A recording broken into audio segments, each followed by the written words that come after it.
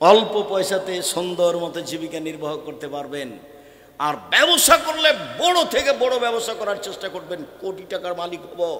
অসহায় মানুষের পাশে দাঁড়ানোর জন্য, সরকারকে উঠানোর জন্য, নামানোর জন্য নয়। অসহায় মানুষের পাশে দাঁড়িয়েই জান্নাত কিনবো, এই জন্যই টাকা ইনকাম করছে, দিনরাত চিন্তা ভাবনা করছে। অসহায় মানুষের পাশে দাঁড়িয়ে জান্নাত কিনতে চাই, এই জন্যই বড় বড় ব্যবসা করি, অন্য কোনো লক্ষ্য উদ্দেশ্যে নেই।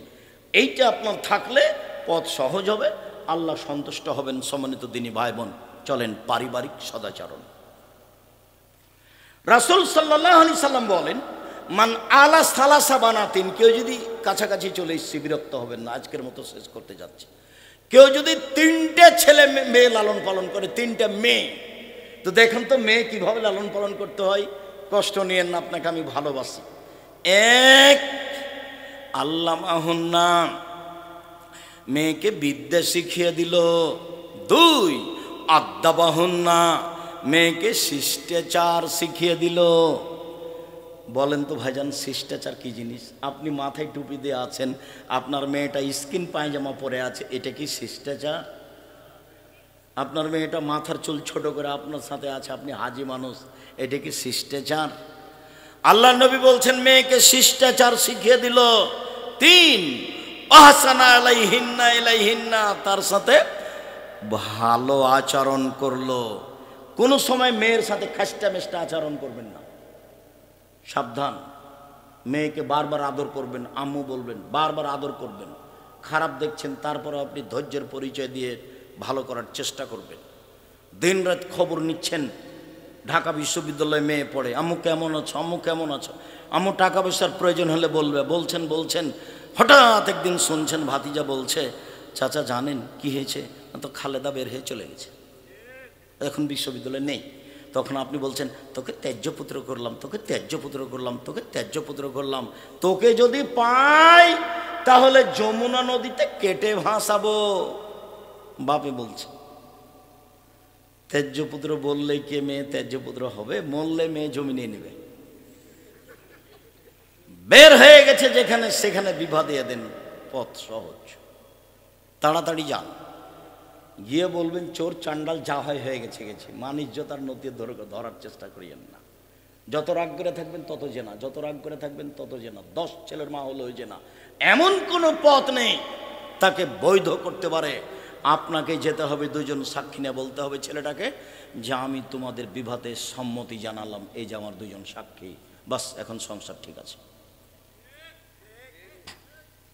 কোর্টের বিবাহ বাতিল, কোর্টের বিবাহ বাতিল, কোর্টের বিবাহ বাতিল।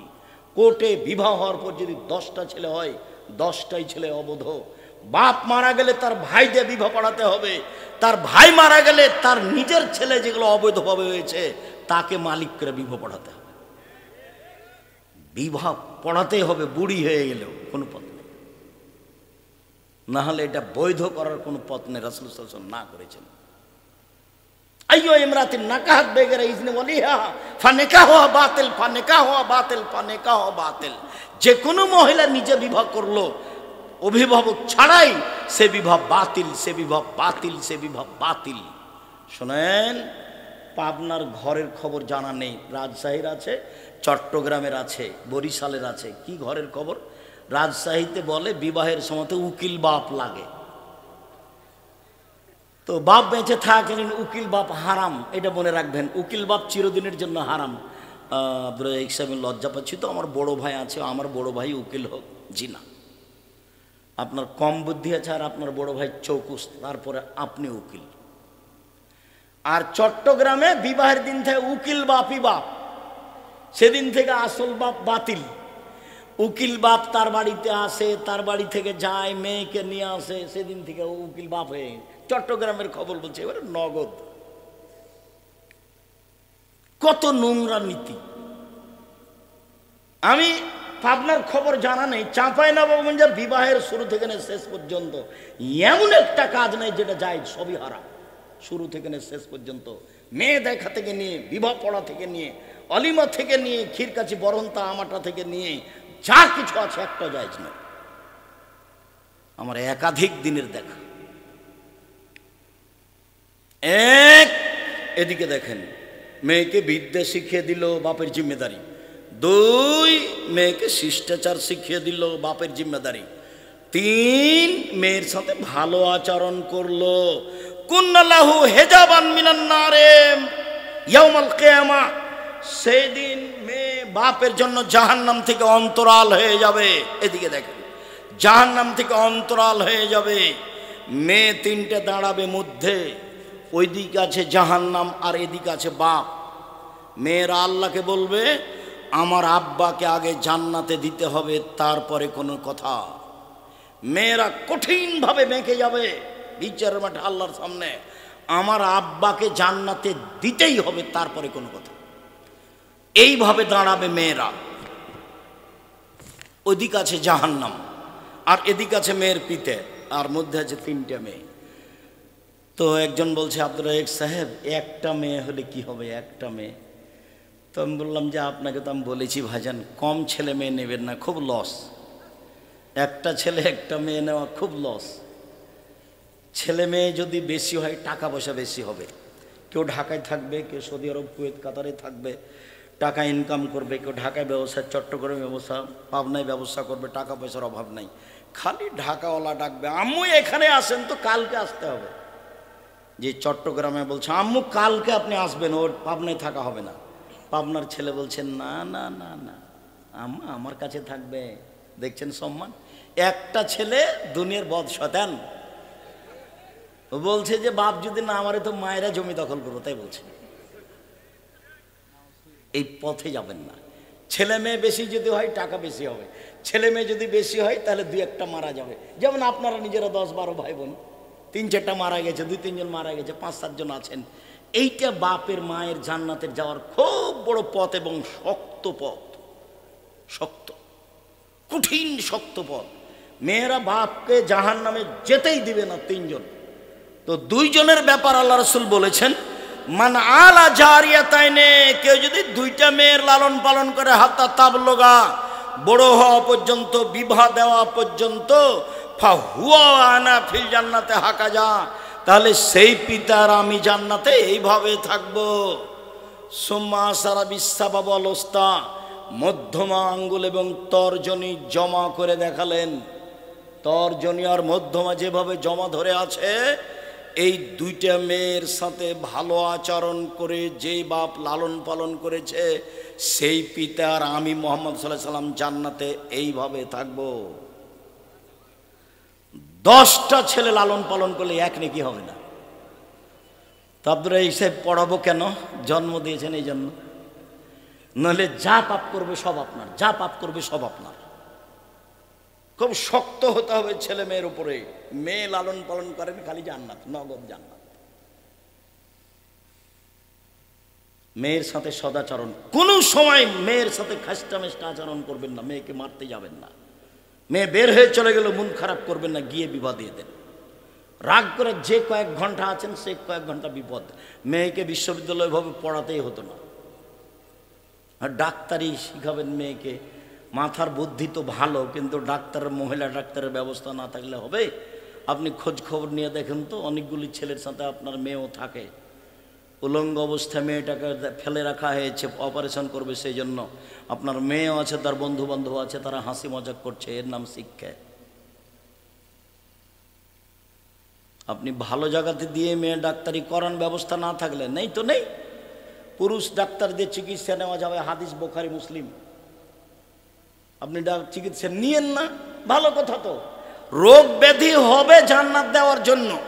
আল্লাহ রাসূল বলছেন যে পৃথিবীর মানুষ শুনে রেখো,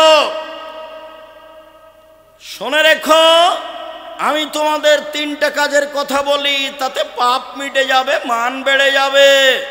পাপ মিটে যাবে, মান বেড়ে যাবে। পাপ মিটে যাবে, মান বেড়ে যাবে। 1, পায়ে হেঁটে মসজিদে গেলে। 2, সুন্দর করে ওযু করলে। 3, মসজিদে বসে বসে সলাতের পরে জিকির আজকার করলে। পাপ মিটে যাবে, মান বেড়ে যাবে। পাপ মিটে যাবে, মান বেড়ে যাবে। এই কথা বলার পরে বলছেন, আরে শোনো, ওয়াকানা মিন খাতিতাকা ইমানুল্লাহ তুম্মহু, লোকটা হয়ে যাবে সেই দিনের মতো যেদিন তার মা তাকে জন্ম দিয়েছে নিষ্পাপ হয়ে যাবে। মসজিদে বসে বসে তাসবিহ তাহলিল করলে, পায়ে হেঁটে মসজিদে গেলে, সুন্দর করে ওযু করলে লোকটা হয়ে যাবে সেই দিনের মতো যেদিন তার মা তাকে জন্ম দিয়েছে, নিষ্পাপ হয়ে যাবে। এক।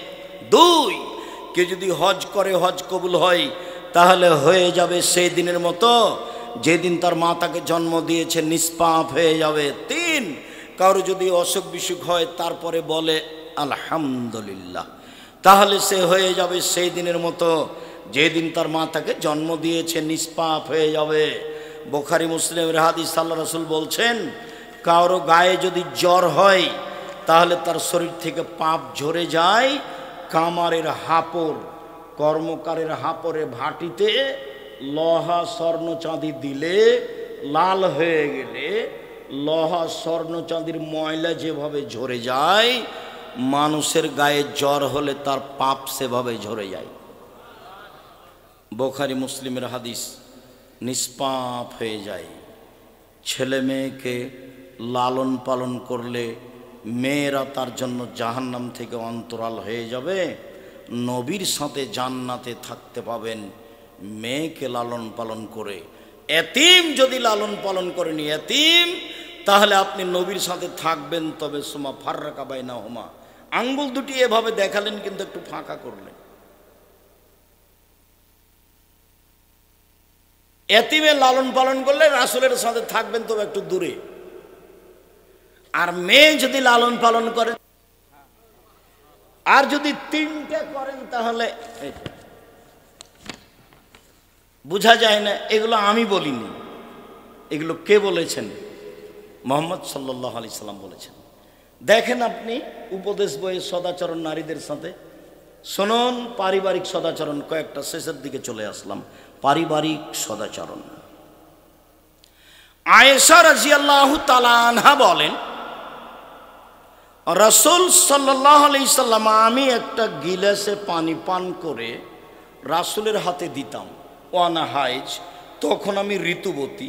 ফায়াদাও ফাহু ফি মাওদিফিয়া, দেখি তিনি গিলাসটা হাতে করে ওইখানে মুখ লাগিয়েছেন যেখানে মুখ লাগিয়ে আমি পানি পান করেছি। স্ত্রীর সাথে সদাচরণ। পক্ষান্তরে হিন্দুরা বলেছে মেয়েদের জমি দিতে হবে না, মেয়েরা বাপের জমি পাবে না, ওরা নারীদের সাথে ভালো আচরণ করেনি। খ্রিস্টানেরা বলেছে মেয়েরা হচ্ছে উপভোগের বস্তু, যতদিন তার উপভোগের বয়স আছে উপভোগ করতে হবে, তারপরে তাকে বৃদ্ধাশ্রমাগারে দিয়ে দিতে হবে। মুসলমানের জন্য বৃদ্ধাশ্রমাগার হারাম। ওর ছেলে দেখবে, ওর মেয়ে দেখবে, সবচেয়ে সম্মানী বস্তু বাপ মা, তারা দেখবে। এরপরে ইহুদিরা বলেছে যে মহিলারা হচ্ছে ডাইনি, ওরা স্বামীকে খেয়ে নেয়। পৃথিবীতে সবচেয়ে খারাপ জিনিস হচ্ছে মহিলা, ইহুদিরা বলছে। হিন্দুরা আরো বলেছিল বিধবা মেয়ের বিবাহ হবে না, সতীদাহ স্বামীর সাথে চলে যেতে হবে। বঙ্কিমচন্দ্র, রাজা রামমোহন রায়, ঈশ্বরচন্দ্র বিদ্যাসাগর কিছু কিছু চেষ্টা করেছে, সব সম্মান দিয়েছেন মুহাম্মদ সাল্লাল্লাহু আলাইহি সাল্লাম নারীদের, তাদের সম্মান দিয়ে ভরে ফেলেছেন। আল্লাহর নবী বলছেন, পৃথিবীর মানুষ শুনে রেখো, নারীরা যদি চারটা কাজ করতে পারে জান্নাতের সব দরজা খোলা। এক, 5 ওয়াক্ত সালাত। 2, রমজান মাসে রোজা। 3, স্বামীর সাথে ভালো আচরণ, তিতে লাগলেও মিঠা লাগলেও। 4, জেনায় লিপ্ত না হওয়া, জান্নাতের সব দরজা খোলা, সবটাই। 1, 5 ওয়াক্ত সালাত। 2, রমজান মাসে রোজা। 3, স্বামীর সাথে ভালো আচরণ। 4, জেনায় লিপ্ত না হওয়া, জান্নাতের সব দরজা খোলা। এরকম সুযোগ পুরুষ মানুষের নেই, কিয়ামত পর্যন্ত হবে না। আরো শুনেন, 1, আর নবীও ফিল জান্নাহ, নবীগণ জান্নাতে যাবেন। 2, অশহীদ ফিল জান্নাহ, শহীদেরা জান্নাতে যাবে। 3 অসিদ্দুক ফিল জান্নাহ, সত্যবাদীরা জান্নাতে যাবে। 4 অন্নেসা মিন আহলিল জান্নাহ, মহিলারা জান্নাতে যাবে। এই কথা বলে আল্লাহ রাসূল থামলেন না, আর একটু বললেন, হ্যাঁ তবে ওই সব মহিলা যারা স্বামীর সাথে ভালো আচরণ করে, কোনো সময় স্বামী রাগ করলে হাত ধরে বলে যতক্ষণ পর্যন্ত আপনি খুশি না হবেন ততক্ষণ পর্যন্ত আমি কোনো কিছু খাবো না, এই মহিলা জান্নাতি নারী।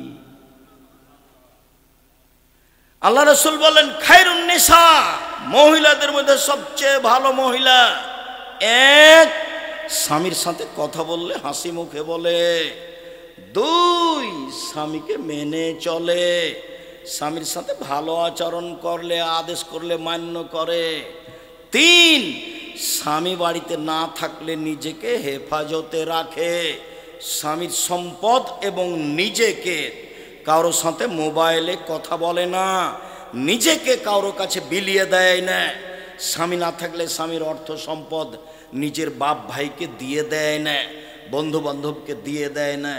এ হলো সবচেয়ে দামি মহিলা, স্বামীর সাথে ভালো আচরণ। আল্লাহ রাসূল বলছেন 4টে জিনিস আছে যার, সব কিছু আছে তার। 4টে জিনিস আছে যার, সব কিছু আছে তার। 4টে জিনিস নেই যার, কোনো কিছু নেই তার। 1 আলমারাতুস সলেহা, ভালো স্ত্রী, যে স্বামীর সাথে ভালো আচরণ করে। 2 ভালো প্রতিবেশী। প্রতিবেশী কাকে বলে জানেন? প্রতিবেশীর ছেলেটা, আপনার ছেলেটা এভাবে খাওয়ার পানিটা প্লেট থেকে চালিয়ে দিয়েছে, আর প্রতিবেশীর দেওয়ালে গিয়ে লেগে গেছে, এই যে লেগে গেল। 3 আলমারকাবুল হানি, একটা ভালো গাড়ি, যে গাড়ির চাকা নষ্ট হয় না, যে সাইকেলের চেন পড়ে না, যেই গরু ঘাড়ে জোয়াল দিয়ে ফেলে দেয় না, ভালো বাহন। ভালো বাহন যার, সুখময় জীবন তার। 4 আল বাইতুল ওয়াসে, প্রশস্ত ঘর, অন্তত মেহমান যে ঘরে বসবে সে ঘরটা বড় করবেন। আর বহু পুরাতন কথা এখানে বলে রাখলাম একটা, বাপের স্বভাবে ফিরে যাবেন চিরদিন। বাপের স্বভাবে। আব্দুর রাজাক সাহেব, বাপের স্বভাব মানে কেন? আপনার আব্বা ইশার সলাত আদায় করে যখন মসজিদ থেকে বের হতো তখন দেখতেন মসজিদে ওদিকে ওদিকে একটা মুসাফির, ও মুসাফির ভাই বাড়ি কোথায়? ফরিদপুর। কোথায়? ভাঙা। রাতে খেয়েছেন? জি না। চলেন আমার সাথে। তো আপনার আব্বা একটা মুসাফির নিয়েছে, বাড়িতে 2জন কিষান কামলা আছে, আর আপনারা 10 ভাই বোন, আর আপনার বাপ মা, মোট কতটি হলো দেখেন তো? এতজন মানুষের ভাত রান্না করতো আপনার মা ঢেঁকিতে ধান ভেঙে, একটুকু ভারী লাগেনি। আর আপনার স্ত্রী এখন যেখানে রান্না করে সেখানে আছে ফ্রিজ, সেখানে আছে গ্যাসের চুলা, সব কিছু। রাত 10টার সময় আপনি আমাকে মেহমান হিসেবে নিয়ে গেছেন, বলছেন খালেদা উঠো তো, একটু তরকারি গরম করো তো। তখন বলছে হ্যাঁ তুমি সময় পাও না, হিসাব করো না, তুমি রাতে মেহমান নিয়ে আসো, তোমার হিসাব থাকে না। আর আপনি মসজিদে খুঁজবেন না কে আছে, খুঁজবেন না, একদিনই ভুলে গেছে। আর 150-200 চাউল রান্না করবেন না, আপনার মা 1.5-2 কেজি চাউল রান্না করতে, আপনি অন্তত 1 কেজি করবেন। সারাদিন ফকিরে খাবে, বিকালে ছাগল মুরগি খাবে, গরুতে খাবে, উপরে রেখে দিলে পাখি খাবে। 150 চাউল রান্না করেছেন, ঠিক দুপুরে মেহমান এসেছে, তখন বলছেন, আপনার স্ত্রী বলছে যে চানাচুর বিস্কুট দিয়ে পার করে দাও, চানাচুর বিস্কুট দিয়ে বিদায় করে দাও। এই চরিত্র নোংরা, এই চরিত্র ত্যাগ করতে হবে। আপনার মায়ের 80 বছর বয়স, আপনি ঢুকছিলেন দরজায়, তখন একটা বৃদ্ধা মহিলা ভিক্ষে চেয়ে খেতে চেয়ে বসে আছে, আপনি বলছেন সরো সরো, হিসেব পায় না, রাস্তা ঘেরে বসে আছে। তখন আপনার মা ওই দিক থেকে বলছেন, না বেটা ফকিরকে এভাবে বলতে হয় না আব্বু, একটু খাবার দিলি চলে যাবে। আপনার আম্মা এই কথা বলছেন আর আপনি এই কথা বলছেন। স্বভাব ত্যাগ করেন, আপনার স্ত্রীকে মায়ের স্বভাবে ফিরে যেতে হবে, ফকির মিসকিনকে খেতে দিতে শিখতে হবে, আপনাকে আপনার পিতার স্বভাবে ফিরে যেতে হবে, অসহায় মানুষকে খেতে দেওয়া শিখতে হবে। যারা আপনারা ব্যবসায়ী, কাজের লোককে বলে দিবেন, এই শোনো, গাড়িতে উঠার আগেই 20 টাকার নোট সব খুচরা রাখবা, ছেলেরা শুনো, তোমার মাকে বলে দিবে, আম্মা আমি যখন বাড়ি থেকে বের হবো তখন আমাকে 50 টাকা 100 টাকা খুচরা টাকা দিবেন আম্মা। যখনই ফকির সামনে আসে তখন আপনি বলেন মাফ করো, মাফ করো। এ কোন স্বভাব? আপনি যদি 10 টাকার নোট 500 টাকা নেন তো সারাদিন দিয়ে শেষ করতে পারবেন না। ড্রাইভারকে বলে রাখবেন আমার গাড়ি কোনো সময় যেন খুচরা টাকা থেকে খালি না হয়, 3 দিন আগে আমাকে বলবে, আমার গাড়ির সামনে থেকে কোনো ফকির যেন ফিরে না যায়। সে মদ খায় আর যাই খায় না কেন, যে হাত পেতেছে তাকে আমি ফিরিয়ে দিব না। দরকার হলে 10 টাকা রাখবেন, দরকার হলে 5 টাকা রাখবেন, মানুষকে দিয়েই জান্নাত কিনবো ইনশাআল্লাহ, যা রাসূলুল্লাহ সাল্লাল্লাহু আলাইহি ওয়াসাল্লাম বলেছেন। সম্মানিত দিনী ভাই বোন, আবার আমি অনুরোধ জানাচ্ছি, আমার বোনদের বলছি, সম্মানিত দিনী বোন, আপনাদেরকে আমি অন্তর থেকে ভালোবাসি, আপনাদের পরকাল কামনা করি। মর্মে স্বামীর সাথে ভালো আচরণ করতে হবে, এ কথাই ঠিক। আব্দুর রাজ্জাক সাহেব চিরদিন শুধু স্বামীর পক্ষে বললেন, আমাদের তো বললেন না। আমার স্বামীর মুখখান তো আপনি জানেন না, আর মুখখান এত খারাপ আমি দেখতেই পারি না। যতক্ষণ মেয়ে থাকে তখন বলি, খালেদা তোমার আব্বাকে পানি দিয়ে আসো। বৌমা যখন থাকে তখন বলি, হামিদা তোমার শ্বশুরকে পানি দিয়ে আসো। কেউ যখন থাকে না তখন 1 গ্লাস পানি নিয়ে সামনে এইভাবে রেখে চলে যায়। আমি তাকাতে পারি না, তার মুখখানে এত খারাপ। এরপরেও আপনি আমার দিনী বোন, আপনাকে আমি বলি, কথা না বলে ঝুলন্ত থাকবেন না। হয় সংসার ত্যাগ করেন, আর না হয় তার সাথে কথা বলেন। সংসার ত্যাগ করতে পারেন, কোনো সমস্যা নেই। কাজের কাছে গিয়ে খোলা তালাক করে নেন, তার কাছে পৌঁছে দেন, 30 দিন পর অন্য জায়গাতে বিবাহ বসেন, কোনো সমস্যা নেই। সাথে থাকলে কথা বলতেই হবে। আর আপনাকে আমি অনুরোধ করে যাচ্ছি, স্বামী হলে 5টা জিনিস লাগে। 1, যে মানের খাচ্ছেন সে মানের খাওয়াবেন। 2, যে মানের পড়ছেন সে মানের পড়াবেন। 3, স্ত্রীকে কটু কথা বলবেন না। ভুলেও বলবেন না তোমার ঠোঁটটা কালো, ভুলেও বলবেন না তোমার রংটা কালো। একবার বললে 10 বছর আপনাকে ভালোবাসবে না। ওর কথা খুব মনে থাকে এবং বুদ্ধি কম মানুষ, আপনার কথাটা ঝকঝক করে মনে রেখেছে। শ্বশুর শাশুড়িকে গালি দিবেন না কোনোদিন। একদিন যদি শ্বশুর শাশুড়িকে গালি দেন, জীবনে আর আপনাকে কোনোদিন ভালোবাসবে না। শ্বশুর শাশুড়িকে সম্মান দিয়ে কথা বলবেন। শ্বশুরের বাড়িতে গিয়ে শাশুড়ির সাথে শ্বশুরের সাথে খাস্টা মেস্টা আচরণ করবেন না। আজ থেকে যদি এরকম কথা আমি জানতে না পারি, আপনি করেন না। আপনাকে আমি অনুরোধ জানাচ্ছি, যান্ত্রিক যুগ যারা আমার সামনে আছে, যন্ত্রের মাধ্যমে যেখানে যারা সময় অবগত হবে, সব দিনই ভাই বোনকে অনুরোধ জানাচ্ছি, শ্বশুর শাশুড়ির সাথে ভালো আচরণ করতে হবে, এরাই বাপ মা। শ্বশুর শাশুড়ির সাথে সম্মান দিয়ে চলতে হবে, এরাই বাপ মা। প্রতিবেশীর সাথে ভালো আচরণ করতে হবে, এরাই আত্মীয় স্বজন, এরাই প্রতিবেশী। এরা ভালো তো আমি ভালো, এরা খারাপ তো আমি খারাপ, আমি ভালো তো এরা ভালো, আমি খারাপ তো এরা খারাপ, এই হিসাব করতে হবে। সকাল হতে হতে জায়ের হাত ধরে ক্ষমা নিতে হবে, ভাইয়ের হাত ধরে ক্ষমা নিতে হবে, আপসে কথা বলা চালু করতে হবে, বন্ধ বাতিল করতে হবে। সম্মানিত দিনী ভাই বোন, 1, যে মানের খাচ্ছেন সে মানের খাওয়াবেন। 2, যে মানের পড়ছেন সে মানের পড়াবেন। 3, কটু কথা বলবেন না। 4, মুখের উপরে মারবেন না।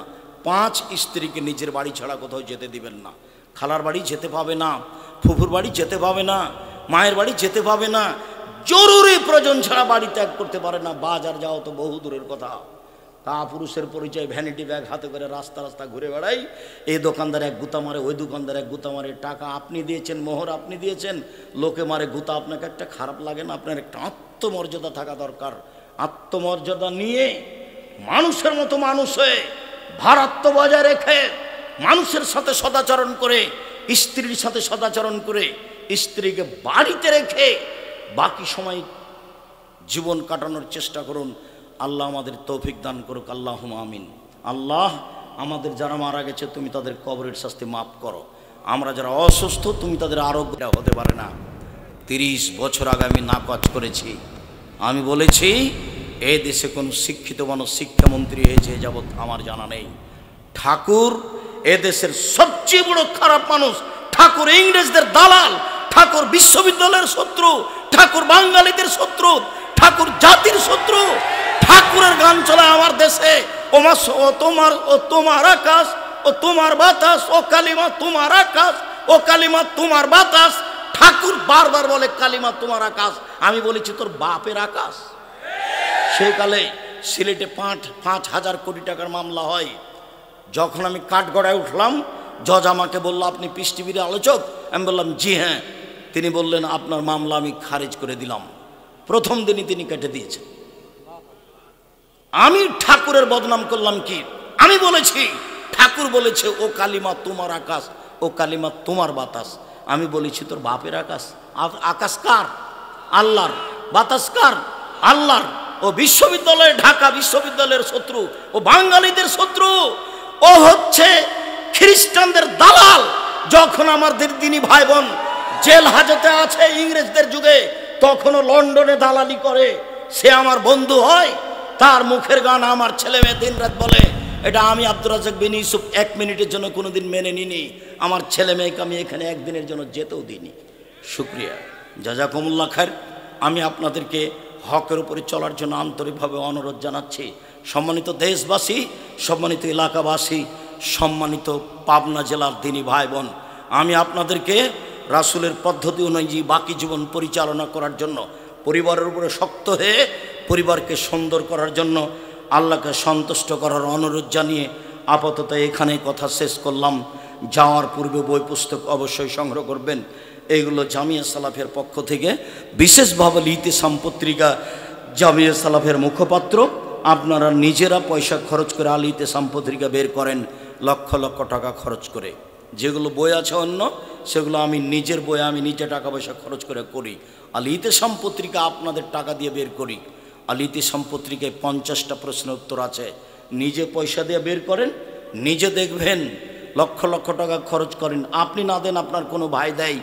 অতএব 30 টাকা দিয়ে পত্রিকা একটা নিয়ে যাওয়ার চেষ্টা করবেন। আল্লাহ তৌফিক দান করুক। আল্লাহুম্মা আমিন।